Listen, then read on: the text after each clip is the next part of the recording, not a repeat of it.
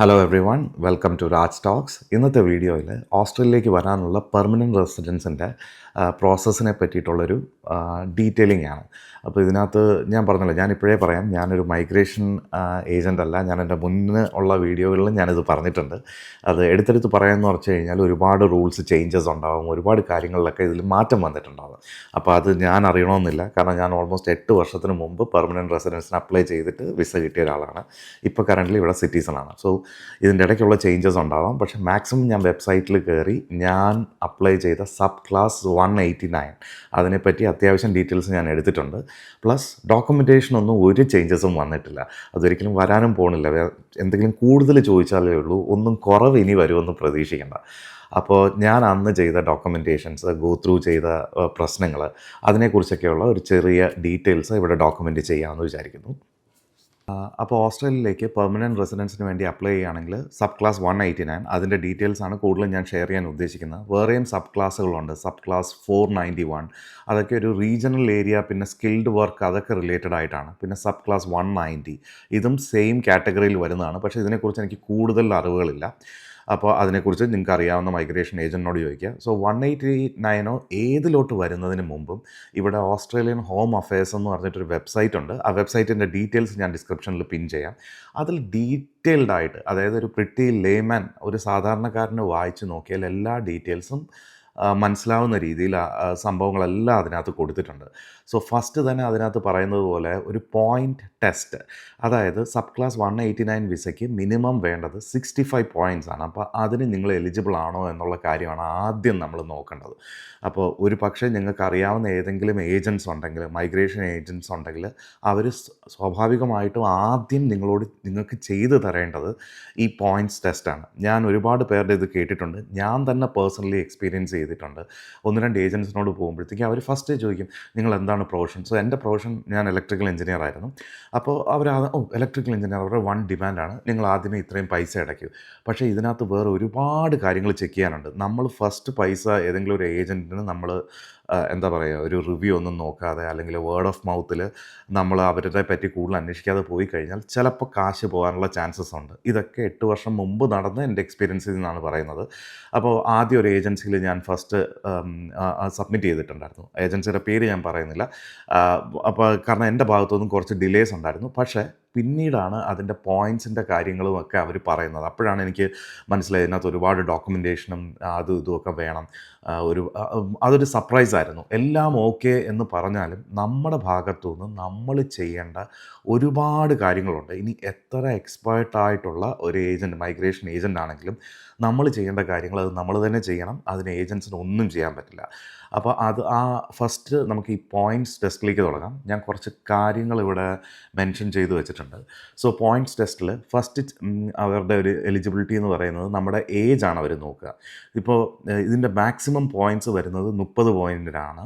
25-നും 32-നും ഇടയ്ക്കാണ് പ്രായമെങ്കിൽ നമുക്ക് 30 പോയിൻറ്റ്സ് കിട്ടും. അതെ, 25-നും 32 ആണെങ്കിൽ 30, അങ്ങനെ ഓരോ പല പല പോയിൻറ്റ്സ് ഉണ്ട്. അപ്പോൾ 40 എബോവ് ആണെങ്കിൽ നമ്മുടെ പോയിൻറ്റ്സിൽ തന്നെ ഓൾറെഡി ഒരു കുറവ് വരും. പിന്നെ 40 എബോവിന് ശേഷം ഒരുപാട് പേര് മൈഗ്രേഷൻ ചെയ്യാൻ മടിക്കുന്നുണ്ട്. ഡിപ്പെൻസ്, എനിക്ക് അതിനെ ആധികാരികമായിട്ട് 40 എബോവ് ആയി കഴിഞ്ഞ് കഴിഞ്ഞാൽ നിങ്ങൾ ഒരിക്കലും മൈഗ്രേറ്റ് ചെയ്യരുത് എന്നൊന്നും ഞാൻ ഒരിക്കലും പറയില്ല. നമ്മുടെ വിൽ പവറും നമ്മുടെ സാമ്പത്തിക സ്ഥിതിയും നമുക്ക് ബാക്കപ്പായിട്ട് എന്തൊക്കെ കയ്യിൽ കൊണ്ടുവരാൻ പറ്റും എന്നതനുസരിച്ചിരിക്കും നമ്മുടെ മൈഗ്രേഷൻ്റെ രീതി. സോ ഈവൻ 40 എബോവ് ആണ് നമുക്ക് വർക്ക് ചെയ്യാൻ പറ്റുമെങ്കിൽ നമുക്ക് എന്താ പറയുക, ഒരു വിൽ പവർ ഉണ്ടെങ്കിൽ നമുക്ക് എവിടെ പോയാലും നമുക്ക് നിവർന്ന് നിൽക്കാൻ പറ്റും. അത് വേറെ കാര്യം. മമ്മൂക്കയ്ക്ക് 73 വയസ്സാണ്. ബസൂക്ക ഏപ്രിൽ 10 റിലീസാവാൻ പോകണം. സോറി, ഞാൻ ടോപ്പിക്കിൽ നിന്ന് പോകണം, ഞാൻ വീണ്ടും അതിലേക്ക് വരാം. സോ നെക്സ്റ്റ് എന്ന് പറയുന്നത് നമ്മുടെ ഇംഗ്ലീഷ് ഫ്ലുവൻസി, അത് റൈറ്റിംഗ് ഉണ്ട്, ലിസണിങ് ഉണ്ട്, അങ്ങനത്തെ IELTS ഉണ്ട്. ഞാൻ ചെയ്യുന്ന സമയത്ത് IELTS മാത്രമേ ഉണ്ടായിരുന്നുള്ളൂ. PTEO അങ്ങനെ പറഞ്ഞിട്ടൊരു സംഭവമുണ്ട്. സോറി, അതെ, അങ്ങനെ ഒരു സംഭവമുണ്ട്. അത് ഞാൻ ചെയ്തിട്ടില്ല. സോ ചിലർ പറയും PTEO ആ ഒരു സംഭവം കുറച്ചുകൂടെ എളുപ്പമാണെന്ന് പറഞ്ഞ് കേട്ടിട്ടുണ്ട്. അതിനെക്കുറിച്ച് എനിക്കറിയില്ല. പക്ഷേ ഇപ്പം നിങ്ങൾക്ക് ഇംഗ്ലീഷാണ് പ്രശ്നം എങ്കിൽ ഫസ്റ്റ് അത് അറ്റംപ്റ്റ് ചെയ്യുക. ഒരു മൈഗ്രേഷൻ ഏജൻറ്റിന് കാശ് കൊടുക്കുന്നതിന് മുമ്പ്, ഇത് എൻ്റെ ടേക്കാണ് കേട്ടോ, കാരണം ഒരുപാട് പേർക്ക് ഇംഗ്ലീഷ് ടെസ്റ്റ് IELTS ഒരു വലിയ ബാലികേറ മലയായിട്ട് ഉണ്ടെന്ന് പറഞ്ഞു കേട്ടിട്ടുണ്ട്. അപ്പോൾ സോറി. അത് എനിക്ക് തന്നെ അങ്ങനത്തെ ഒരു പ്രശ്നം ഉണ്ടായിരുന്നു. വളരെ കഷ്ടപ്പെട്ടിരുന്നു. ഞാൻ ഇംഗ്ലീഷിൽ ഭയങ്കര ഫ്ലുവൻ്റ് ആയിരുന്നൊരു വിചാരം ഉണ്ടായിരുന്നു. പക്ഷേ സംഭവം എന്താണെന്ന് വെച്ചാൽ റൈറ്റിങ്ങിലേക്ക് വരുമ്പോൾ പണ്ടേ പരീക്ഷയിൽ ഞാനൊരു മടിയനാണ്. അപ്പോൾ എനിക്കത് കയറാൻ ഇച്ചിരി ബുദ്ധിമുട്ടായിരുന്നു. സോ IELTS നിങ്ങൾ ആദ്യമേ അറ്റംപ്റ്റ് ചെയ്യുക. നിങ്ങൾക്ക് എന്താണോ പ്രശ്നം ആ കാര്യങ്ങൾ ആദ്യം അറ്റംപ്റ്റ് ചെയ്യുക. So next is overseas skilled employment. Overseas skilled employment എന്ന് വരുമ്പോഴത്തേക്കും നിങ്ങൾ നാട്ടിൽ എവിടെയൊക്കെ വർക്ക് ചെയ്തിട്ടുണ്ടോ ആ വർക്ക് ചെയ്ത സ്ഥലത്തു നിന്നെല്ലാം എക്സ്പീരിയൻസ് ലെറ്റർ നിങ്ങളുടെ കയ്യിലുണ്ടായിരിക്കണം. അതിൽ വേറൊരു ക്യാച്ച് കൂടെയുണ്ട്. ഇപ്പം ഞാനത് എൻ്റെ പേഴ്സ്പെക്റ്റീവ് എന്ന് പറയാം. എൻ്റെ ഒട്ടുമിക്ക കമ്പനികളിലും അതായത് ഞാൻ ലാസ്റ്റ് വർക്ക് ചെയ്ത കമ്പനിയിലുമൊക്കെ എൻ്റെ എക്സ്പീരിയൻസ് എന്ന് പറയുന്നത് ഞാനൊരു project engineer, senior project engineer ആയിരുന്നു. അപ്പം ഞാൻ അതിന് മുമ്പത്തെ ഒരു കമ്പനിയിൽ വർക്ക് ചെയ്തിട്ടുണ്ടെങ്കിൽ അവിടെയും ഞാൻ പ്രൊജക്റ്റ് എഞ്ചിനീയർ ആയിരിക്കണം, അതേ ടൈറ്റിലായിരിക്കണം. പിന്നെ അവിടെ നമ്മൾ ചെയ്ത ജോബ് ഡിസ്ക്രിപ്ഷൻസും അതേ ലെറ്റർ ഹെഡിൽ നമ്മൾ വെക്കണം. അതായത് ഞാൻ അവിടെ പ്രോജക്റ്റിൻ്റെ നേതൃത്വം വഹിച്ചിരുന്നു, അല്ലെങ്കിൽ അവിടെ ഡ്രോയിങ്സ് എല്ലാം ചെക്ക് ചെയ്തിരുന്നു, പ്രൊക്വയർമെൻറ്റിനെ ഹെൽപ്പ് ചെയ്തിരുന്നു. അപ്പോൾ ഈ ജോബ് ഡിസ്ക്രിപ്ഷൻ റിലേറ്റഡ് ആയിട്ടുള്ളത് തന്നെയായിരിക്കണം അടുത്ത കമ്പനിയുടെ ലെറ്റർ ഹെഡിലും ഉണ്ടാവണം. അപ്പോൾ ഇതിനൊക്കെ നമുക്ക് എന്ത് വേണം? നമുക്ക് നമ്മുടെ പഴയ കമ്പനിയുമായിട്ടും നല്ല റാപ്പോ വേണം, പുതിയ കമ്പനിയിലും നല്ല റാപ്പോ വേണം. ഇതൊക്കെ ഒരു HR-നെ കൺവിൻസ് ചെയ്തിട്ട് ഈ സാധനങ്ങളൊക്കെ വാങ്ങാൻ നമുക്ക് പറ്റണം. അതായത് നമുക്ക് ഈ ലെറ്റർ വാങ്ങാൻ പറ്റണം. അപ്പോൾ അതൊരു വലിയ പ്രോസസ്സാണ്. സാധാരണ രീതിയിൽ നമുക്കൊരു കമ്പനി വിട്ട് കഴിയുമ്പോൾ അവരൊരു എക്സ്പീരിയൻസ് ലെറ്റർ തരുന്നതെന്ന് വെച്ചാൽ ഇന്ന ഡേറ്റ് ടു ഇന്ന ഡേറ്റ് ഇവിടെ ഇന്ന എംപ്ലോയി ആയിട്ട് വർക്ക് ചെയ്തിരുന്നു, ഇന്നൊരു ഡെസിഗ്നേഷനിൽ വർക്ക് ചെയ്തിരുന്നു. ഇതിനത് മാത്രം പോരാ, ഇതെല്ലാം നമ്മൾ തന്നെ ഒപ്പിക്കണം. ഇത് നമ്മുടെ മൈഗ്രേഷൻ ഏജൻറ്റിന് ഈ കാര്യത്തിൽ ഒന്നും ചെയ്യാൻ പറ്റില്ല. അപ്പോൾ അതാണ് ഓവർസീസ് സ്കില്ലിനെ പറ്റിയുള്ള രത്നച്ചുരുക്കം. നമ്മൾ 5 കമ്പനി വർക്ക് ചെയ്തിട്ടുണ്ടെങ്കിൽ 5 ഒരേ രീതിയിലുള്ള പ്രൊജക്റ്റ് എഞ്ചിനീയർ, എല്ലായിടത്തും പ്രൊജക്റ്റ് എഞ്ചിനീയർ, പിന്നെ പ്രൊമോഷനായിട്ടുള്ള ഡീറ്റെയിൽസ്, അതാണ് ഇതിൻ്റെ ഒരു രത്നച്ചുരുക്കം. അങ്ങനെ തന്നെ വേണം നമ്മളത് ഡോക്യുമെൻ്റ് ചെയ്യാൻ. അങ്ങനെയാണ് ഇവിടെ ഇത് അക്സെപ്റ്റ് ചെയ്തിരുന്നത്. ഇതാണ് 8 വർഷം മുമ്പുള്ള എൻ്റെ അറിവ്. ഇത് ക്രോസ് ചെക്ക് ചെയ്യുക. കാരണം ഇതൊക്കെ ഒപ്പിക്കാൻ ഇച്ചിരി പാടായിരിക്കും. ഫോർജറി ചെയ്യരുത്, പിടിക്കപ്പെട്ട് കഴിഞ്ഞാൽ അതൊരു വൻ ഇഷ്യൂ ആണ്. സോ അത് പ്രത്യേകം മനസ്സിൽ വെക്കുക. So next is qualification. അത് പിന്നെ എളുപ്പമാണ്. നിങ്ങളുടെ ഏതാണോ, ഡിപ്ലോമയാണോ, ബാച്ചിലേഴ്സ് ഓഫ് എഞ്ചിനീയറിങ് അതാണോ, അല്ലെങ്കിൽ എല്ലാം ഞാൻ എൻ്റെ പേഴ്സ്പെക്റ്റീവിൽ നിന്നാണ് ഞാൻ പറയുന്നത്. വീണ്ടും അത് ജസ്റ്റ് ഓർമ്മപ്പെടുത്തുന്നേ ഉള്ളൂ. അതിൻ്റെ കംപ്ലീറ്റ് മാർക്ക് ലിസ്റ്റ് എൻ്റെതൊക്കെ കാണ്ടം ഉണ്ടായിരുന്നു. കാരണം കുറച്ച് അരിയറും കാര്യങ്ങളൊക്കെ ഉണ്ടായിരുന്നതുകൊണ്ട് മാർക്ക് ലിസ്റ്റിന് നീളം കൂടിയിരുന്നു. അതുകൊണ്ട് അവർക്ക് വായിച്ച് പഠിക്കാനുള്ളതെല്ലാം ഉണ്ടായിരുന്നു. അപ്പം അത് അഗെയിൻസ്റ്റ് ആയിരിക്കും അവരിവിടെ അസസ് ചെയ്യുക. അതായത് ഇപ്പോൾ എഞ്ചിനീയറിംഗ് ഒക്കെ ആണെങ്കിൽ വളരെ സേഫാണ്. നമ്മുടെ ഇന്ത്യയിലെ ഒട്ടുമിക്ക യൂണിവേഴ്സിറ്റിയും ഇവിടെ അക്സെപ്റ്റബിൾ ആണ്. അതിൻ്റെ കരിക്കുലമൊക്കെ സെയിം ആണ്. സോ അതിലൊന്നും വേറെ വലിയ ടെൻഷനും കാര്യങ്ങളൊന്നുമില്ല. ഇപ്പോൾ എൻ്റെതെന്ന് പറയുന്നത് എഞ്ചിനീയേഴ്സ് ഓസ്ട്രേലിയ എന്ന് പറഞ്ഞൊരു ബോഡിയാണ് അസസ് ചെയ്തത് എൻ്റെ സ്കിൽ അസസ്മെൻറ്റ്. ഇതുപോലെ ട്രേഡ്സിന് വേറെ ട്രേഡ്സ് ഓസ്ട്രേലിയ അങ്ങനെയുണ്ട്, കമ്പ്യൂട്ടറിന് വേറെയുണ്ട്. അങ്ങനെ എല്ലാത്തിനും കാണും. എനിക്ക് തോന്നുന്നു ഫോട്ടോഗ്രാഫി അങ്ങനൊരു വിസയുടെ ഓപ്ഷൻ കണ്ടായിരുന്നു. അപ്പോൾ അതിലിതുണ്ടാവും. അങ്ങനെ ഓരോന്നിനും അസസ്മെൻറ്റ് ബോഡീസ് ഉണ്ടാവും. Next is marital status. വിവാഹിതനാണോ അല്ലയോ. അപ്പോൾ നിങ്ങളുടെ പാർട്ട്ണറിൻ്റെ സ്കിൽ അസസ്മെൻറ്റ്, നിങ്ങളുടെ പാർട്ട്ണറിന് എന്ത് ക്വാളിഫിക്കേഷനാണുള്ളത്, അതിന് അഡീഷണൽ പോയിൻറ്റ്സ് ഉണ്ട്. സോ അങ്ങനെ ഈ മൊത്തം പോയിൻറ്റ്സ്, ഏജ്, ഞാൻ ഈ പറഞ്ഞ IELTS-ൻ്റെ പോയിൻറ്റ്സ്, പിന്നെ പാർട്ട്നേഴ്സിനാണെങ്കിൽ അവർക്ക് മിനിമം 6 മതി. എല്ലാ മോഡ്യൂൾസിലും മിനിമം 6 വെച്ചിട്ട് IELTS-ൽ കിട്ടിയാൽ മതി. അപ്പോൾ അത് കുറച്ചുകൂടി ഇതാണ്. അല്ലാതെ നിങ്ങൾ മെയിൻ ആപ്ലിക്കൻ്റ് ആണെങ്കിൽ എനിക്ക് തോന്നുന്നു എല്ലാ മോഡ്യൂൾസിലും നിങ്ങൾക്ക് 7 വെച്ചിട്ട് വേണം. അപ്പോൾ ആ ഒരു പോയിൻറ്റും കൂടെ കിട്ടും.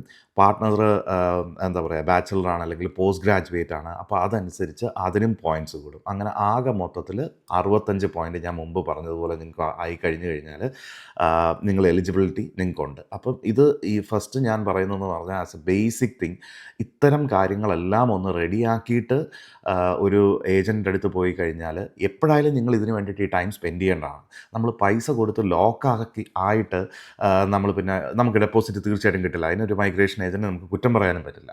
അപ്പോൾ അതിനേക്കാൾ ഭേദം ഇതൊരു വളരെ ബേസിക് ആയിട്ടുള്ള കാര്യങ്ങൾ, ഇതിൽ ഏതാണോ ബുദ്ധിമുട്ട് അതിലാദ്യം വർക്ക് ചെയ്ത് ഈ ഡോക്യുമെൻറ്റ്സ് എല്ലാം റെഡിയാക്കിയിട്ട് നമ്മളൊരു ഏജൻറ്റിൻ്റെ അടുത്ത് പോയി കഴിഞ്ഞാൽ നമുക്ക് സമയലാഭം ഉണ്ടാവും. സമയത്തിനേക്കാളൊക്കെ ഉപരി എൻ്റെ പ്രശ്നം ഞാൻ പേഴ്സണലി ഫേസ് ചെയ്തതെന്ന് പറഞ്ഞാൽ അന്യായ സ്ട്രെസ്സാണ്. എനിക്ക് സ്ട്രെസ്സ് ഹാൻഡിൽ ചെയ്യാൻ പറ്റും. പക്ഷേ ഇതെന്ന് പറഞ്ഞാൽ നമുക്കിങ്ങനെ എടുപടിയിൽ നിന്ന് നടക്കുന്ന കാര്യങ്ങളല്ല. ഇന്ന് പറഞ്ഞ് നാളെ ഈ സാധനങ്ങളൊന്നും തന്നെ കിട്ടില്ല. ഈവൻ IELTS-ൻ്റെ ഒരു എക്സാമിന് പോകുമ്പോഴും എനിക്ക് ആ ടൈമിൽ എനിക്ക് നന്നായിട്ട് പെർഫോം ചെയ്യാൻ പറ്റും. പക്ഷേ അതിന് മുമ്പും ശേഷവുമുള്ള എനിക്ക് കുറച്ച് സ്ട്രെസ്സും കാര്യങ്ങളൊക്കെ ഉണ്ട്.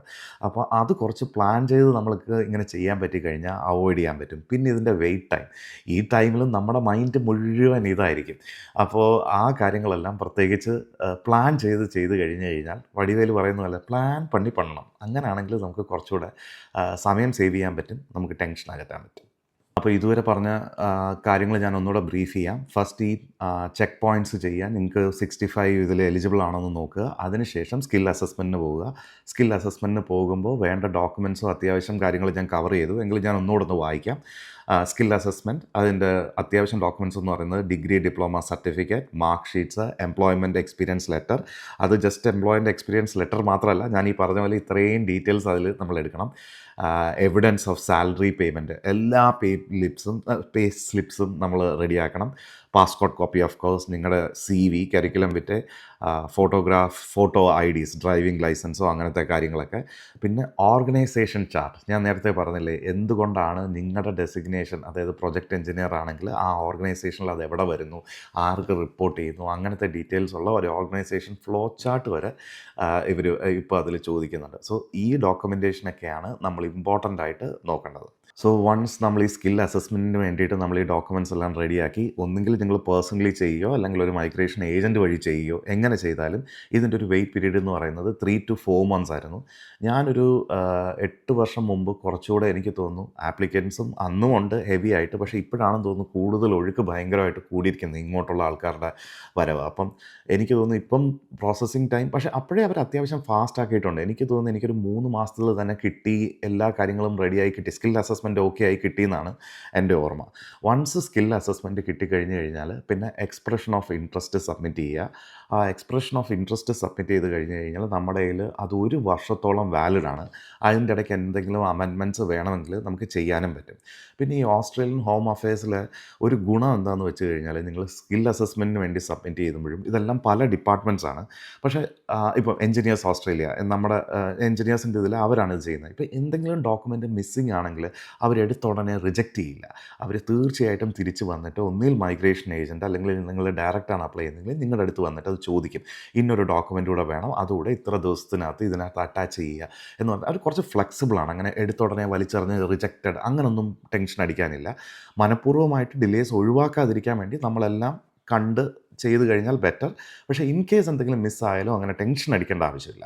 സോ അതും ഒരു ഇതാണ്. സോ എക്സ്പ്രഷൻ ഓഫ് ഇൻട്രസ്റ്റിലോട്ട് വരുമ്പോഴത്തേക്കും ഓൾറെഡി ഞാൻ പറഞ്ഞല്ലോ നേരത്തെ ആ ചെക്ക് ലിസ്റ്റ്, ഈ പറഞ്ഞ ഡോക്യുമെൻറ്റ്സ് കാര്യങ്ങളെല്ലാം സബ്മിറ്റ് ചെയ്യുക. കുറേ ഫില്ല് ചെയ്യാനുണ്ട്, ഒരുപാട് ഡോക്യുമെൻറ്റേഷൻസ് പ്രിൻ്റ് ഔട്ട് എടുത്ത് എഴുതി കയറ്റി ഇത് ചെയ്യാനുണ്ട്. സോറി, ഇതിൻ്റെ ഇടയ്ക്ക് ഒരു പോയിൻ്റ് ഞാൻ വിട്ടുപോയി.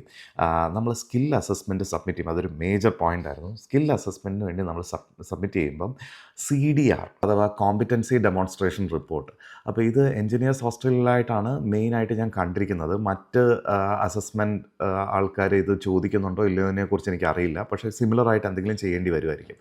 അപ്പോൾ ഈ കോമ്പിറ്റൻസി ഡെമോൺസ്ട്രേഷൻ റിപ്പോർട്ട് എന്ന് പറഞ്ഞു കഴിഞ്ഞാൽ നമ്മുടെ ഇത്രയും കാലത്തെ എക്സ്പീരിയൻസിൽ നമ്മൾ വർക്ക് ചെയ്തിരിക്കുന്ന കമ്പനികളിൽ നമ്മളെ കൊണ്ട് അവർക്ക് എന്ത് ഗുണമുണ്ടായി, അല്ലെങ്കിൽ നമ്മൾ എന്തൊക്കെ ഇനിഷ്യേറ്റീവ് എടുത്തു, അങ്ങനെ അതിനെ ഒരുപാട് സാമ്പിൾസ് കിട്ടും.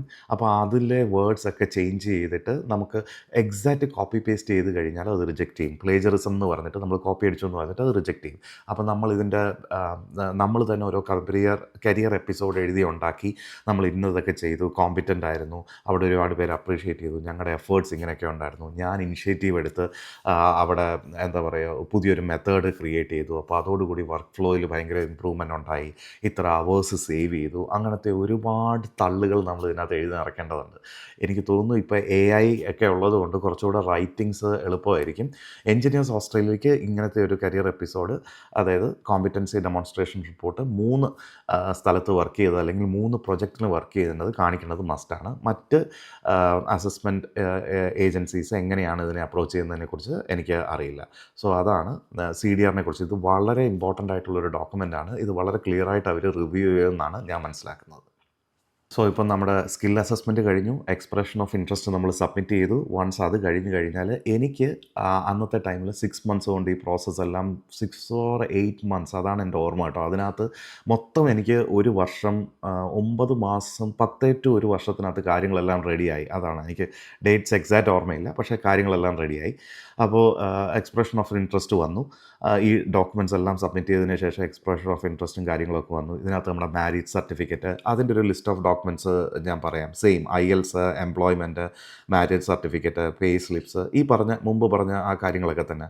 ബർത്ത് സർട്ടിഫിക്കറ്റ്, പാസ്പോർട്ടിൻ്റെ കോപ്പി. അപ്പോൾ ഇതെല്ലാം നമ്മൾ സബ്മിറ്റ് ചെയ്യണം. വൺസ് ഈ എക്സ്പ്രഷൻ ഓഫ് ഇൻട്രസ്റ്റ് അപ്രൂവലായി വന്നു കഴിഞ്ഞാൽ പിന്നെ മെഡിക്കൽ, പോലീസ് ക്ലിയറൻസ് സർട്ടിഫിക്കറ്റ്, ഈ സംഭവങ്ങളൊക്കെയാണ് നമ്മൾ പിന്നെ സബ്മിറ്റ് ചെയ്യേണ്ടത്. പിന്നെ കാര്യങ്ങളെല്ലാം ഒരുവിധം പെട്ടെന്ന് തന്നെ നടക്കേണ്ടതാണ്. അതിൻ്റെ ഒരു ഡ്യൂറേഷൻ 1 to 3 months. അതും എനിക്കൊരു 2 monthsനകത്ത് ഞാൻ പോലും വിചാരിക്കാതിരിക്കുന്ന സമയത്ത് എന്താ പറയുക, ഡെയിലി ഇങ്ങനെ വിളിച്ച് ചെക്ക് ചെയ്യും. എന്തായി, മെഡിക്കൽ കഴിഞ്ഞു, അത് സബ്മിറ്റ് ചെയ്തു, പോലീസ് ക്ലിയറൻസ് സർട്ടിഫിക്കറ്റ് 2 രാജ്യത്തുനിന്നും ഞാൻ വെച്ചു. അപ്പോൾ അതായത് ഞാൻ ദുബായിലായിരുന്നു വർക്ക് ചെയ്യുന്നത്. അപ്പോൾ അവിടുത്തെ PCC, പിന്നെ ഇന്ത്യയിലെ എംബസി വഴിയിട്ടുള്ള അതും VFS ഗ്ലോബൽ അങ്ങനെയാണ് ചെയ്തതെന്നാണ് എൻ്റെ ഓർമ്മ കേട്ടോ. അവിടുത്തെ ഇങ്ങനത്തെ ഒരു ബോഡി വഴിയാണ് ഞാനത് ചെയ്തത്. അപ്പം അത് രണ്ടും സബ്മിറ്റ് ചെയ്തു. അപ്പോൾ എന്നിട്ട് നമ്മൾ ഡെയിലി വിളിച്ചുകൊണ്ടിരിക്കുക, അല്ലെങ്കിൽ എല്ലാ ഒരാഴ്ച കൂടുമ്പോഴൊക്കെ. പിന്നെ ഒട്ടും പ്രതീക്ഷിക്കാതിരിക്കുന്ന സമയത്ത് സംഭവം അപ്രൂവ് ആയിട്ട് കിട്ടി. അപ്പം അത് കഴിഞ്ഞിട്ട് 365x4, അതെ, അതായത് അത്രയും ദിവസം നമ്മളിവിടെ കലണ്ടർ ഇയേഴ്സ് നമ്മൾ ഓസ്ട്രേലിയയിൽ കാണിക്കുകയാണെങ്കിൽ പിന്നെ നമ്മൾ എലിജിബിളാണ് സിറ്റിസൺഷിപ്പിന് അപ്ലൈ ചെയ്യാൻ വേണ്ടിയിട്ട്. ഇതിൻ്റെ ഇടയ്ക്ക് നാട്ടിൽ പോവാം, 1 year ക്യുമുലേറ്റീവായിട്ട് കാണിക്കേണ്ട ഒരു സംഭവമുണ്ട്. പക്ഷേ ടോട്ടൽ 365x4. അപ്പോൾ അത്രയും ദിവസം നമ്മളിവിടെ ഉണ്ടായിരുന്നു എന്നുള്ളതിൻ്റെ ഒരു പ്രൂഫ് കാണിച്ചു കഴിഞ്ഞാൽ പിന്നെ നമുക്ക് സിറ്റിസൺഷിപ്പിന് പോകാം.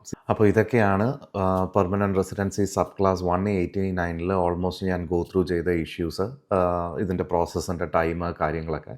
അപ്പോൾ ഞാൻ ഈ പറഞ്ഞ പോലെ എൻ്റെ കാര്യങ്ങളെല്ലാം ചെയ്തു തന്നത് ദുബായിലെ ഒരു മൈഗ്രേഷൻ ഏജൻറ്റാണ്, വോയ്റ്റ് ആൻഡ് വാക്കേഴ്സ്, Jabir. He is the person. അടിപൊളി ചങ്ങാതിയാണ്. ഇപ്പോഴും ഞങ്ങൾ ടച്ചിലാണ്. ഇടയ്ക്കിടയ്ക്ക് ഓരോ കാര്യങ്ങൾ അപ്ഡേറ്റ് ചെയ്യാനും, പാസ്പോർട്ടിൻ്റെ കാര്യങ്ങൾ അപ്ഡേറ്റ് ചെയ്യാനൊക്കെ പണ്ട് വിളിച്ചിട്ടുണ്ട്. ഇടയ്ക്ക് എൻ്റെ കയ്യിൽ നിന്ന് എൻജിനീയേഴ്സ് ഓസ്ട്രേലിയയുടെ സ്കിൽ അസസ്മെൻറ്റിൻ്റെ ഇത് കണ്ടില്ല, ഡോക്യുമെൻ്റ് എനിക്ക് കിട്ടിയില്ല. അപ്പോൾ പുള്ളിയെ വിളിച്ചപ്പോൾ അതെല്ലാം അവിടുന്ന് റെഡിയാക്കി തന്നിട്ടുണ്ട്. അപ്പം അദ്ദേഹത്തിൻ്റെ ഡീറ്റെയിൽസ് ഞാൻ ഈ വീഡിയോയുടെ താഴെ പിൻ ചെയ്യാം. ആവശ്യമുള്ളവർ തീർച്ചയായിട്ടും കോൺടാക്റ്റ് ചെയ്യുക. വളരെ ഹെൽപ്ഫുള്ളാണ്. എൻ്റെ വിസ, എനിക്ക് എൻ്റെ പെർമനൻറ്റ് റെസിഡൻസ് കാര്യങ്ങളെല്ലാം ക്ലിയർ ചെയ്ത് തന്നത് വോയ്റ്റ് ആൻഡ് വാക്കേഴ്സിലൂടെയാണ്. ഞാനിത് വെക്കുന്നത് തന്നെ എന്നോട് ഒരുപാട് കാര്യങ്ങൾ, ഇതിൻ്റെ ഡീറ്റെയിൽഡ് കാര്യങ്ങൾ ചോദിച്ചു കഴിഞ്ഞാൽ I won't be able to help. എനിക്ക് അത്രയും അറിവില്ല. അപ്പം ഡെഫിനറ്റ്ലി അങ്ങനെ ഒരു ഏജൻസി അല്ലെങ്കിൽ നിങ്ങൾക്ക് അറിയാവുന്ന ആൾക്കാരോടടുത്ത് ചോദിക്കുന്നതായിരിക്കും ബെറ്റർ. പിന്നെ ഇതിനോടനുബന്ധിച്ച് എനിക്ക് വേറൊരു കാര്യം, ഞാൻ ഇന്നലെ ഒരു വീഡിയോ കണ്ടിരിക്കുകയായിരുന്നു. അപ്പോൾ ജസ്റ്റ് ഒരു ഔട്ട് ഓഫ് ടോപ്പിക്കാണ്, പക്ഷേ ചിലപ്പോൾ ആളുകൾക്കൊരു കൺസേൺ വരാൻ ചാൻസസ് ഉണ്ട്. ഞാൻ ശ്രീലേഖ IPS മാഡത്തിൻ്റെ യൂട്യൂബ് സബ്സ്ക്രൈബ് ചെയ്തിട്ടുണ്ട്. അപ്പോൾ അവരുടെ ഇന്നലെ ലഹരി വേണ്ട എന്ന് പറഞ്ഞ ഒരു എപ്പിസോഡ് കേട്ടോണ്ടിരിക്കുകയായിരുന്നു. എന്തെങ്കിലും ജോലി ചെയ്യുകയാണെങ്കിൽ എയർപോർട്ട് ഇങ്ങനെ വെച്ചിട്ട് ഞാനത് കംപ്ലീറ്റ് ഇങ്ങനെ കേട്ടോണ്ടിരിക്കും. അവരുടെ പ്രസൻറ്റ് ചെയ്യുന്ന രീതി എനിക്ക് ഭയങ്കര ഇഷ്ടമാണ്. ഭയങ്കര ഫ്ലോ ആണ്. കാരണം അവരത്രയും എന്താ പറയുക, എക്സ്പീരിയൻസ് എന്ന് പറയുമ്പോൾ വലുതായിട്ട് പ്രാക്ടീസ് ചെയ്യേണ്ട ആവശ്യമില്ല. അത് വളരെ ഇതായിട്ട് കാണുന്നുണ്ട്. ചില വിഷയങ്ങളിൽ എനിക്ക് പേഴ്സണലി വിയോജിപ്പുണ്ട്. പക്ഷേ ഇന്നലെ വന്ന വീഡിയോ എനിക്ക് വളരെ ഇഷ്ടപ്പെട്ടു. അതിനകത്ത് ഓസ്ട്രേലിയയെ പറ്റിയും പുള്ളിക്കാരി പ്രതിപാദിക്കുന്നുണ്ട്.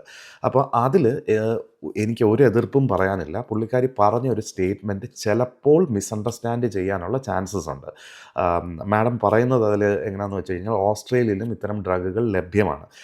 അപ്പോൾ ഒരു പക്ഷേ അത് കാണുന്നവർ, അല്ലെങ്കിൽ പുറത്തുള്ള പാരൻസോ അല്ലെങ്കിൽ കൺസേൺഡ് ആയിട്ടുള്ള ആൾക്കാരെ വിചാരിക്കുന്നത് ഇവിടെ അത് ഫ്രീ ആയി കിട്ടുമെന്നോ അങ്ങനെ വിചാരിക്കുകയാണെങ്കിൽ ഞാൻ പറയുകയാണ്, ഒരിക്കലുമല്ല. ഓസ്ട്രേലിയ ഈവൻ കഞ്ചാവോ, ചില രാജ്യങ്ങളൊക്കെ കഞ്ചാവ് നമുക്ക് യൂസ് ചെയ്യാൻ പറ്റും. പക്ഷേ ഇവിടെ അതുപോലും ഈവൻ അതൊരു വലിയ ക്വാണ്ടിറ്റി കയ്യിൽ വെച്ചേക്കുകയാണെങ്കിൽ മിനിമം എഫക്റ്റ് ഇല്ലാത്ത സാധനം കഞ്ചാവ് ആയതുകൊണ്ടാണ് ഞാൻ അങ്ങനെ പറയുന്നത്. അത് കയ്യിൽ വെച്ചിരിക്കുകയാണെങ്കിൽ തന്നെ വലിയ ക്വാണ്ടിറ്റി പൊസഷൻ, അത് എത്രയാണെന്നൊന്നും എനിക്കറിയില്ല, അതിൽ 25 വർഷം വരെ ഇംപ്രിസൺമെൻറ്റ് കിട്ടാമെന്ന് പറയുന്നു. പിന്നെ ചില പാർട്ടികളിൽ ഡ്രഗ്സ് കാര്യങ്ങളൊക്കെ അവർ അതിന് വേണ്ടിയിട്ടുള്ള ടെസ്റ്റുകൾ വരെ, വലിയ എന്താ പറയുക, മ്യൂസിക് പാർട്ടി അങ്ങനത്തെ സെലിബ്രേഷൻസ് ഒക്കെ വരികയാണെങ്കിൽ അതിനും അവർ ബാധകമാക്കുന്നുണ്ടെന്ന് പറയുന്നത്. ഇവിടെ ലോ ഭയങ്കര സ്ട്രിക്റ്റ് ആണ്. ഇവിടെയും ഡ്രഗ് ബസ്റ്റും കാര്യങ്ങളൊക്കെ നടക്കുന്നുണ്ട്. ബട്ട് അൺഫോർച്ചുനേറ്റ്ലി എന്താ പറയുക, ബ്രേക്കിംഗ് ബാഡ് അങ്ങനത്തെയൊക്കെ വെബ് സീരീസിൽ കാണുന്ന പോലെ ഇവിടെയും ഈ കുക്കിംഗ് ലാബും കാര്യങ്ങളും ഒക്കെ ഇവർ പിടിച്ചിട്ടുണ്ടെന്നൊക്കെയുള്ള ന്യൂസുകളൊക്കെ കേട്ടിട്ടുണ്ട്. എനിക്ക് ഒറ്റ കാര്യം ഇതിനെക്കുറിച്ച് ആധികാരികമായിട്ട് പറയാൻ പറ്റുള്ളൂ. ഞാൻ ഡെഫിനറ്റ്ലി ഉപയോഗിച്ചിട്ടില്ല, ഉപയോഗിക്കുകയില്ല.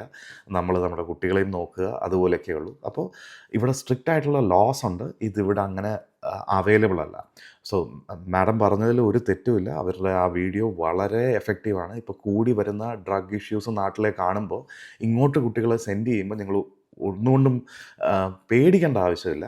അതെനിക്ക് പറയണമെന്ന് തോന്നി. സോ PR അനുബന്ധിച്ച് ഇങ്ങോട്ട് വരുമ്പോൾ അല്ലെങ്കിൽ സ്റ്റഡീസിന് വേണ്ടിയിട്ട് വരുമ്പോൾ ഓഫ് കോഴ്സ് ഇവിടെ നമ്മുടെ നാട്ടിലൊക്കെ ലഭ്യമാവുന്ന പോലെ ഇവിടെയും സംഭവങ്ങളുണ്ട്. പോലീസ് ആക്ഷൻ എടുക്കുന്നുണ്ട്.